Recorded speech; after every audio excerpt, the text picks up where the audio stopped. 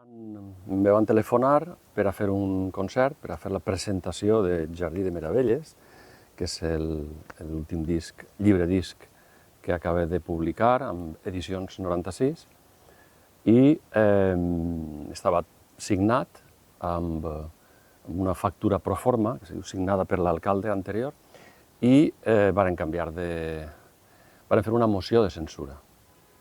La dreta va fer una moció de censura amb l'ajuda d'un altre partit, que és bisagra una miqueta, saps? Que se diu Aigua, crec. I aleshores van entrar la dreta. I simplement van anul·lar el concert, sense més. Te van telefonar, mira, que s'ha anul·lat, que l'hem anul·lat i tal. No? I això és el tema. Mirant com estan actuant en altres llocs, mirant el que estan fent amb altres llibres, per exemple, com Camacuc, Cavall de Foc, tot això, i l'actitud que tenen envers la nostra llengua. Seria de bobos no pensar-ho. Han censurat un cant a l'amor i han censurat un concert en valencià. Jo crec que si és a l'amor ja no els importa tant, no? Abans la censura, igual, si era a l'amor no te censuraven, ara també te censuren, no? Encara que cantes a l'amor, no? Sí. Entre els músics el que hi ha és una indignació, un no comprendre per què és el que està passant. I també una actitud de... Perquè, clar, te col·loques en un lloc i dius, què faig? És a dir, si no dic res, tampoc està bé. N'hi haurà que fer alguna cosa, no? Perquè no podem permetre, no?, que passen aquestes coses. És que, fixa't que això, en cap país del món, tu t'imagines que en Itàlia prohibisquen cantar a U per cantar en italià? Jo ahir, és que és el mateix, saps?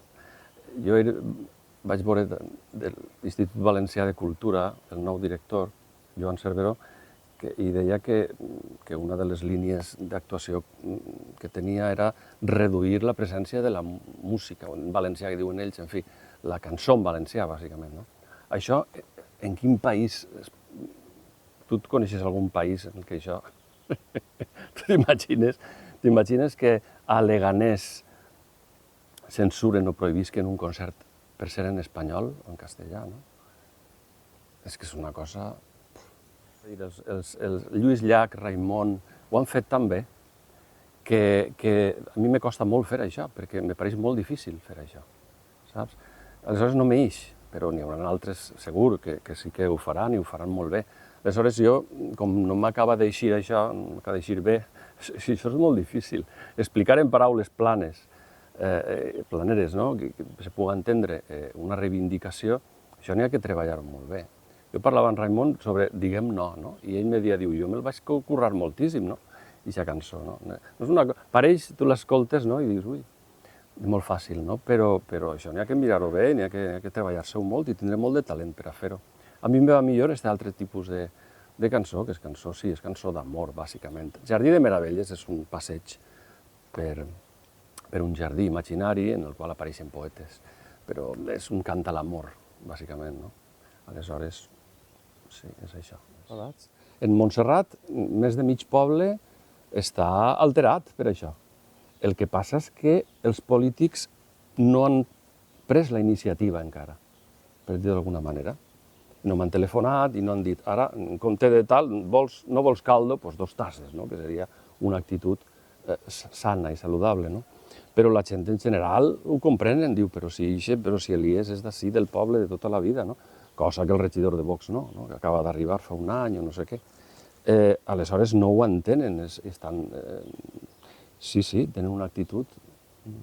Estan encesos, no?, un poc. Afortunadament, en el poble del costat sí que s'han manejat i sí que han tingut la iniciativa de programar el mateix concert el mateix dia a la mateixa hora en el poble del costat. D'esta manera, tots els de Montserrat podran vindre i gaudir del concert, no? Home, és una llàstima, vull dir, perquè sí que me feia il·lusió, no?, presentar allí el Jardí de Meravelles. La veritat és que aquesta prohibició ha caigut mal en el poble, saps? Jo conec molta gent, és que, clar, jo tinc moltíssima família en Montserrat, no?, de dretes i d'esquerres, és que això no té res a veure, saps? Jo crec que així la partida se juga entre preracionals i racionals, no? Com te deia abans, jo crec que el ser humà i també la realitat se pot veure en tres dimensions. No? La dimensió preracional, que és tot allò que té que veure amb les creences. Jo puc creure que un burro vola, no? I igual puc creure que el valencià és diferent del català i altres bobaes. No? Aleshores n'hi ha gent que està ahí, no? No saben el que és la il·lustració, no saben el que és raonar, no han passat al segon estadi, no? De l'evolució humana, que és a través de la raó. Espriu deia, res per damunt de la raó, excepte Déu. No? Però Déu és el silenci, Déu és l'amor absolut, Déu no. Aleshores la raó és el més alt que tenim, no? Però aquesta gent viuen en l'edat mitjana, entens? Aleshores, clar, és molt complicat moure's en aquest terreny, perquè si tu utilitzes la raó i ells no, ells utilitzen allò irracional, no? I allò que els seus impulsos o les seues històries... Clar, el problema és que ells poden usar i poden creure en el que vulguin, però en el seu món privat, en sa casa, poden creure en els déus que vulguin o el que vulguin. El problema és quan això ho passen a la polis. En la polis necessitem la raó, si no, això és un desastre, saps? Entonces, este és el problema, no? I ells ho fan això, i jo crec, hi ha dues hipòtesis. Una, perquè estan bobos, és a dir, perquè no utilitzen la raó, perquè estan en la caverna, els vendria molt bé escoltar el Jardí de Meravelles, viuen en la caverna i pensen que això són delinqüents diferents i totes aquestes paranoies, cosa que és difícil de creure, però algú hi haurà. I l'altra hipòtesi és que volen fer-nos mal, volen fer mal a la llengua. No? Aleshores, tria la que vulguis, o les dos, però no en veig altres. Què t'han dit les persones? És una mena d'Arcàdia. És un jardí de meravelles, perquè les meravelles som nosaltres, les meravelles són els nostres poetes, les meravelles és la poesia, en definitiva. No? Aleshores, és un món de la imaginació, si vols, en el qual, com te deia abans, comencem en la caverna, i hi ha un eixir de la caverna i entrar, això és Plató també, ja saps, i aleshores entrem en aquest jardí en el qual passen meravelles. La primera meravella, per exemple, és que poetes que ja no estan ací apareixen vius ací, no? I parlen, no? I n'hi ha moltes altres meravelles. Jo crec que és un... Per contar-te una miqueta, apareixen diversos poetes i sorgeixen del mateix jardí poemes musicats d'aixòs poetes. No? Des de Plató fins a Maria Josep Escrivà, passant per Joan Fuster, Dante, Imca Fatja, Bartomeu Rosselló Porcel, Salvador Espriu, Dante, Ausiàs Marc, etc. No? Perquè el procés creatiu, per a mi, tal com jo el visc, és un procés d'enamorament. Aleshores, el que passa és que, sense pensar-ho, arriba un moment en què sorgeix un benestar, o sorgeix una idea, o sorgeix un so, o me posa davant del piano i sense pensar, saps, apareixen sons que se van nugant i ja tens la cançó.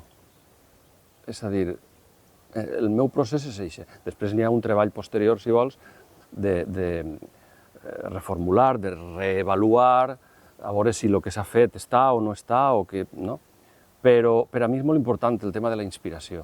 En aquest sentit som molt grec, ells parlaven de les muses, no? Que és la inspiració nostra. No? En el meu cas és molt d'aquesta manera. Aleshores sí hi ha un enamorament de la mateixa cançó. No? Però tinc la sensació de no ser jo exactament el que ho fa. Aquesta sensació és molt clara. I apareix d'una manera molt fàcil. Passa en les matemàtiques també, no? Els físics també. De sobte veuen, porten 30 anys mirant a veure com solucionar un problema matemàtic, no? I de sobte... La bellesa del paisatge és evident, no? La Mediterrània. No? I després, l'alegria de la gent, també. No? Apareix un tret molt identificatiu. I després també els grans poetes que tenim, des d'Ausiàs Marc fins a Salvador Espriu. No? La profunditat de la filosofia, també, amb Ramon Llull i altres. No sabria què dir-te ara mateix. Jardí de Meravelles és un passeig a través de les tres grans dimensions del ser humà. La dimensió preracional, que és la caverna, la dimensió racional i de la creació, de la creativitat, la poesia, etc., i la dimensió més transracional, diguem, que és la dimensió espiritual, si vol, la dimensió de la bellesa més pura, del silenci enamorat, de l'amor, de la divinitat, etc. Aleshores, és un poquet este recorregut. Ja en el disc anterior, que és l'Odissea, també hi havia això. Hi havia aquest camí d'Ulisses a través de tres grans dimensions, no? Que és d'alguna manera la transformació alquímica també, no? Des de lo preracional fins a lo transracional, passant per lo racional. El que tenim és el Jardí de Meravelles i volem donar-lo a conèixer el més possible, tant al País Valencià com a Catalunya com a les Illes Balears, i més enllà, si pot ser, no?